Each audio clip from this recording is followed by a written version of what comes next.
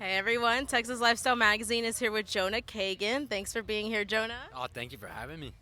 And so, can you tell us a little bit about your debut EP, The Roads, which has received critical acclaim?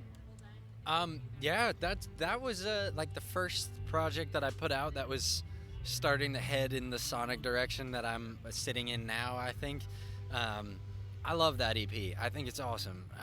And yeah, I've gotten so much love on that one, and I think it was like the perfect gateway into what I'm doing now. Yeah.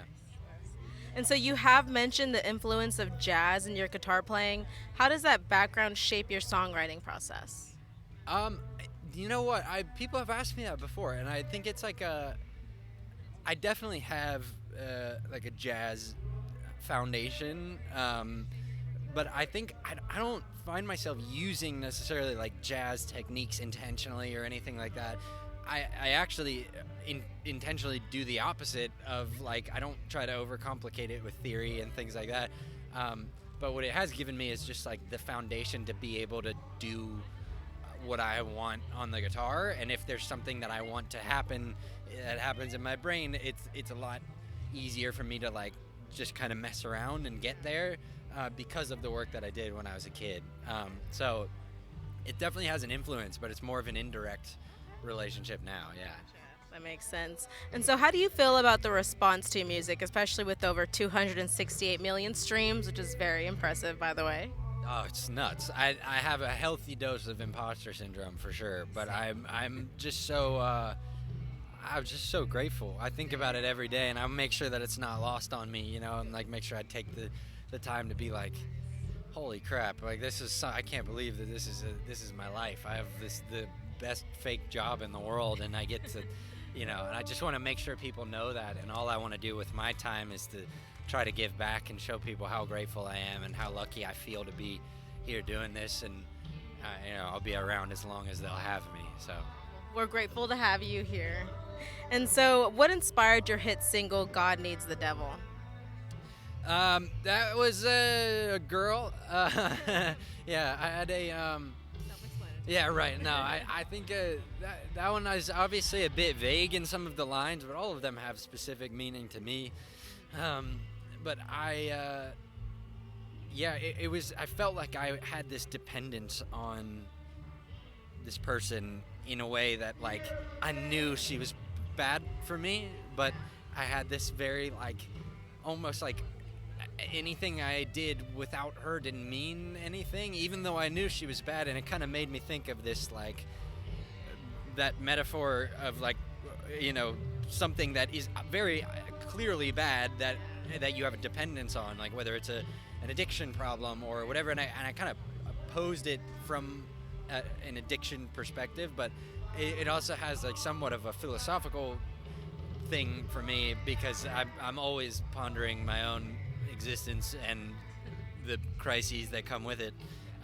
But I think that one of the things I think about a lot is that good, or the pursuit of good, means absolutely nothing without the existence of a counterpart, which creates this weird like reliance of good, or this like symbolically good things on symbolically bad things. It's like good can't even mean anything without evil, and it's very similar to like this feeling of addiction and this feeling of dependence on a person that's bringing you down. And so that was where that kind of stemmed from, that emotion. It's a beautiful meaning. I'm sure we can all relate one way or another there. And so, at just 24, you've already achieved a lot in your career. What motivates you to keep pushing forward and evolving as an artist? Pure neurosis, I think, is where it's at now. It's just absolute psychosis and mental struggles. No, to be honest, yeah, a little bit. No, I think it's not about me, and it never has been. But I think, especially now, like framing it in that perspective of like, I all I want to do is bring my thumbprint to the world in whatever way, and to be able to help in some capacity and help people feel something.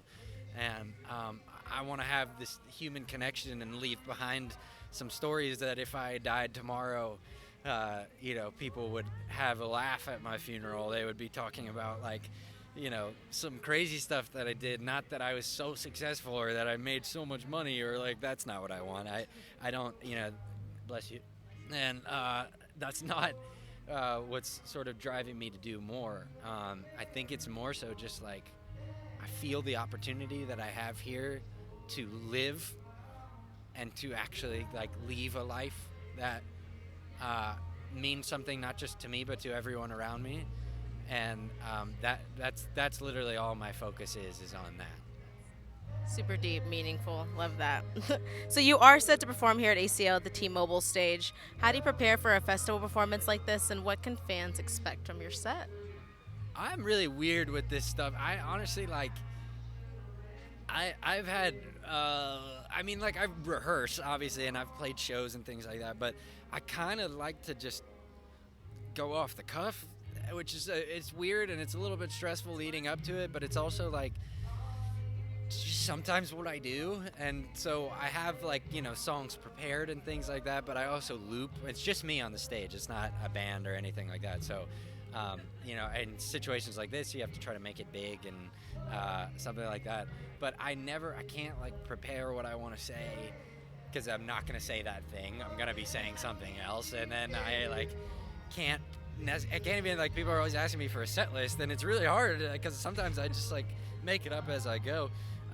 So the preparation for me is just kind of like reminding myself that I am a human, that I'm here to have this connection with people. It's not about me, and just practice my gratitude, get out there and know that like this isn't my job because this is something that I'm not good at. Like this is my job because this is something I can do and something that I like just want to share with people. So anytime I'm feeling like, doubtful or whatever, I'm just like, this is something that I this is what I do. This is like something I can do. And if you mess up, that's human, whatever, it'll be fine. So I think fans can expect, right, yeah, exactly. But I think they usually, especially in settings like this, it's easy to just like see band, track. For me, it's just me, and you get to see where the songs were written. And I also like speaking to people. I don't like just like running through the set without saying stuff. I usually talk and I love doing that. So that's probably what they can expect. It's definitely a little bit different than what else they're hearing around here, and then maybe a little conversation as well. Yeah. Well, we're looking forward to seeing that performance there. And so what's next for you after ACL? Do you have any upcoming projects or collaborations that you're excited about that you can share? Yes, I'm heading literally right after my performance. I'm heading to Europe for a tour with Chance Pena, and then I've got an EP coming this year. It's some alternate versions of stuff that's already out, and then also a couple new songs that I'm really excited about. And I've been working with a bunch of awesome artists lately and a bunch of buddies. Sam Barber is somebody that I'm really excited to be working with, and we've been doing a bunch of stuff. Hopefully have a song coming soon. But working toward debut album. Yeah.